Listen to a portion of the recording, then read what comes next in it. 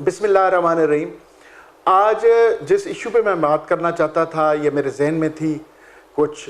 सबसे पहली तो ये है कि पूरे पाकिस्तान के जो शुगर केन ग्रोअर हैं उनको कामयाबी की मुबारक। उसमें काश्तकार तंजीमें हों, उसमें कुछ हकूमती इदारों में बैठे हुए लोग हों और उसमें कुछ ब्यूरोक्रेट्स का भी साथ रहा है। और अल्हम्दुलिल्लाह ये एक ताकतवर शुगर माफिया से काश्तकारों को के हक में उनके तहफ़्फ़ुज़ के लिए कानून मंजूर हो चुका है।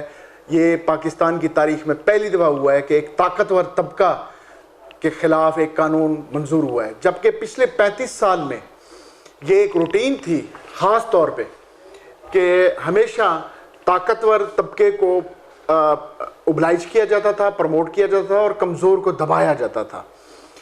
मैं पाकिस्तानी पिछले 35 साल की तारीख पे थोड़ी सी रोशनी डालना चाहूँगा कि पूरी दुनिया में दो निज़ाम चल रहे थे, एक कैपिटलिज्म सरमायादाराना निज़ाम और एक सोशलिज्म और कम्युनिज्म।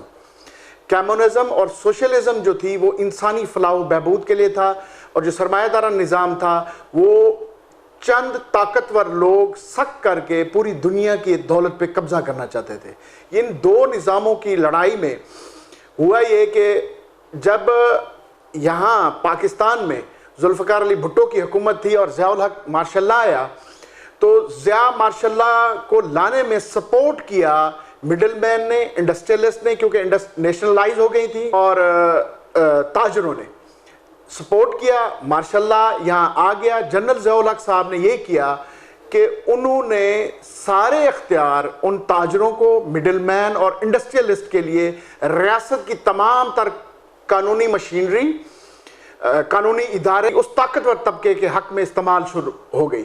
और ये हालत ये हुई कि उस तबके ने 22 करोड़ को नचोड़ के आज यूएनओ की रिपोर्ट के मुताबिक पॉवर्टी लाइन, जैसे गुर्बत की लकीर से नीचे जिंदगी गुजारने पे मजबूर हैं 8 करोड़ अवाम, और मैं ये समझता हूँ कोविड के बाद 10 करोड़ हो गई होगी।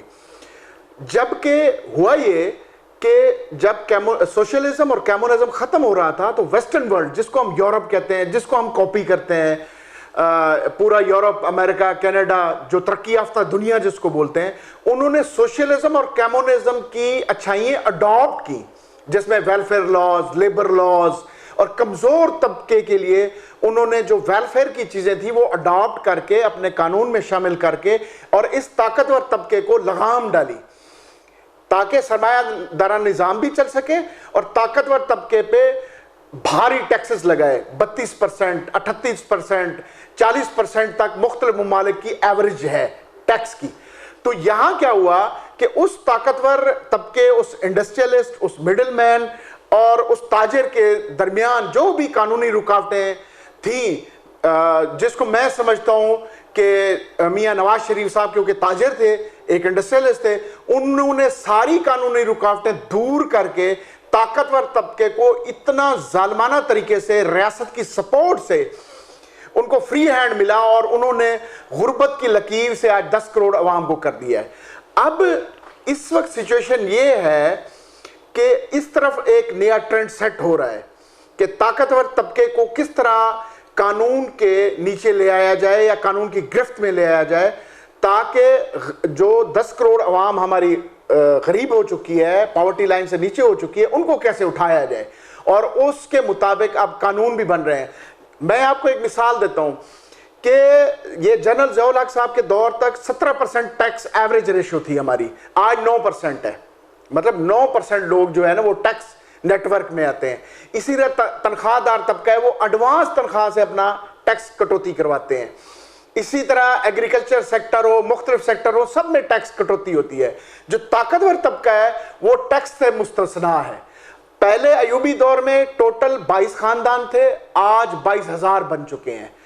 और ये ताकतवर तबका जो है, जिसको अशारफिया बोले, और इनकी गैर इंसानी सिफात, इनमें इंसानियत तो है ही नहीं, और इनको मैं किसी जानवर से मंसूब नहीं करूंगा, ये एक नफ्सियाती मरीज है।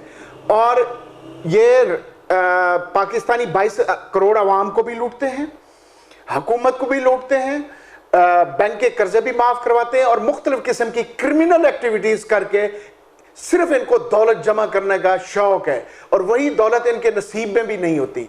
पाकिस्तान का जो सबसे बड़ा इशू है वो है टैक्स नेटवर्क।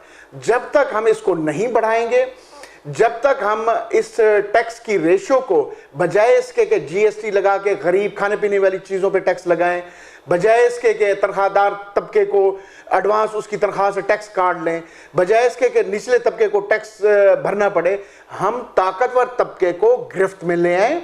जो उन्होंने करप्शन की है उससे वो करप्शन का पैसा नचोड़ा जाए और दूसरा टैक्स की सूरत में उनसे वो पैसा जो एक्स्ट्रा कमाई कर रहे हैं निचोड़ के गरीब और कमजोर तबके को इंजेक्ट किया जाए।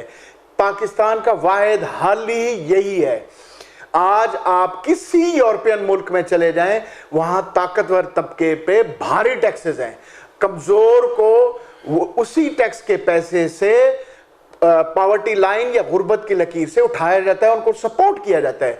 जबकि यहां कमजोर पे टैक्स ज्यादा लगता है और ताकतवर को कोई पूछने वाला नहीं है।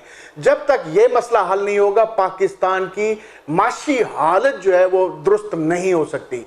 इस वक्त हमारे पास एक अच्छे लीडर हैं, इमरान खान साहब। वस्सलाम।